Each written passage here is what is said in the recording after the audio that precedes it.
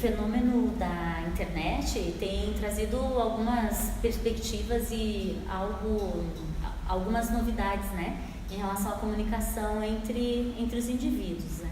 A internet, ela tem, por conta dos algoritmos, ela tem trazido uma possibilidade bastante facilitadora, né? Que é você encontrar seus pares. Então, você discute, você encontra pessoas que já têm pensamentos semelhantes aos seus. O que não é uma novidade, né? Já a escola de Frankfurt, né, já falava na década de 20 que havia uma indústria, né, para vender cultura, para vender arte, e que você não pode desagradar o espectador, né? E nesses pares, os indivíduos se centram e conseguem afirmação e até mesmo comprovação de que eles sempre estiveram certos, porque não há conflito, não há o contraditório, né? Não há o convite para pensar de uma outra forma que não seja aquela já validada pelo grupo, né, que te acolheu. Hoje em dia a gente tem uma diversidade de fontes, né? Mas ainda assim eu acho que as pessoas não estão aprendendo a refletir, a pensar, a questionar, a duvidar. E acho que esse é um princípio que tem que ser cultivado.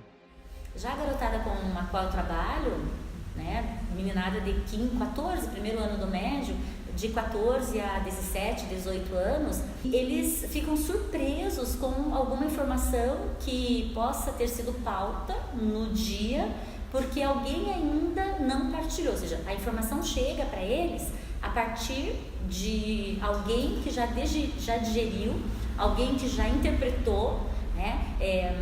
Uma grande dificuldade é ler um clássico, eles procuram sempre comentadores, porque é muito mais fácil. Então a gente percebe uma grande preguiça intelectual. A gente está promovendo e ao mesmo tempo ampliando a incapacidade do jovem de transcender a informação, cada vez mais compactada, cada vez mais recortada. Então essa preguiça intelectual, ela é um grande mal, sem dúvida nenhuma. Inclusive o indivíduo volta para encontrar fontes dentro dos grupos onde as notícias são partilhadas. Quanto mais digerido, deglutido, massificado, né, melhor para a gente poder atingir essa juventude.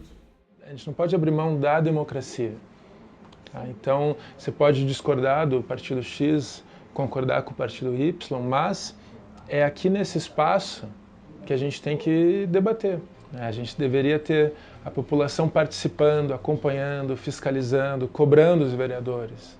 E, infelizmente, a própria Câmara Municipal não se abre para isso. Ela se fecha. Né? E as decisões acontecem aqui com poucos, com um jogo de poder que normalmente quem manda é quem tem a maioria, tá? E nem sempre a maioria reflete os desejos da sociedade. É só vocês olharem, a gente está reproduzindo, a gente quer combater a intolerância e a gente reproduz mais intolerância, né? Então é preciso pensar em políticas públicas de atuação para uma sociedade que eduque para a democracia, eduque para a convivência do conflito, eduque para a pluralidade, porque quanto mais tarde a gente deixa, daí vem a lei, vem a regra, vem a imposição, né? A gente tem que questionar a autoridade, a gente não pode aceitar as coisas como elas são. E eu acho que esse é um princípio super importante para uma sociedade mais saudável, mais esclarecida, para uma vida em sociedade que de fato, ela expresse assim, uma visão de mundo mais igualitária, mais justa, mais tolerante. Então, a gente criar redes de conhecimento libertário, autêntico, de troca de informações, de conhecimentos que gerem autonomia nas pessoas. Eu acho que isso é um ponto importante também. E eu acho que aí tem um ponto central. A política é esse espaço. A gente tem que qualificar a política. A gente não pode desqualificar a política ou abrir mão da política. Então a democracia é o espaço do conflito, a democracia é o espaço das vozes destoantes. Há quem diga que a nossa democracia é muito imatura, por isso a gente tem as vozes destoantes, mas a gente não sabe lidar com elas, né? É ofensa pessoal. Perguntar qual é a fonte é inimizade no Facebook com toda certeza, né? Ou algum apelido pejorativo.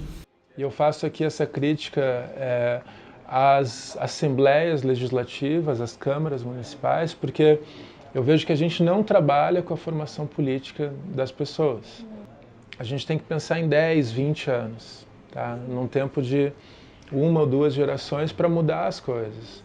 Eu acho que formação política é essencial. As pessoas, as crianças, os jovens, as faculdades, as universidades precisam ter esse tipo de acompanhamento. Então, se perguntar para uma pessoa, fale o nome de 10 deputados estaduais. Só que tem 54 deputados estaduais. Tá? Tem 54 caras que estão lá decidindo coisas que vão influenciar a tua vida. Então, assim, essa ação individual, ela pode parecer irrisória ou desprezível, mas não é. Tá? A tua amiga está vendo você indo de bicicleta, o teu pai está vendo, a tua irmã está vendo. O teu pai vai ver lá outra menina pedalando e vai pensar, não, essa pode ser minha filha, vou respeitar. Então começa uma mudança comportamental. Então, isso assim, é ter uma postura mais ativa. Então eu acho que as duas coisas têm que andar em paralelo. Você tem que ter a valorização da ação individual, mas a gente tem que pensar em políticas públicas. Porque você pode estar fazendo o teu movimento, digamos, com a bicicleta, com a jardinagem, com outras pautas ali individuais. Tá, mas e daí? Você vai embora, você vai morar fora, você vai, tipo... E o que fica daquilo? Então acho que a gente tem que ter tanto a valorização da micropolítica quanto a valorização da macropolítica.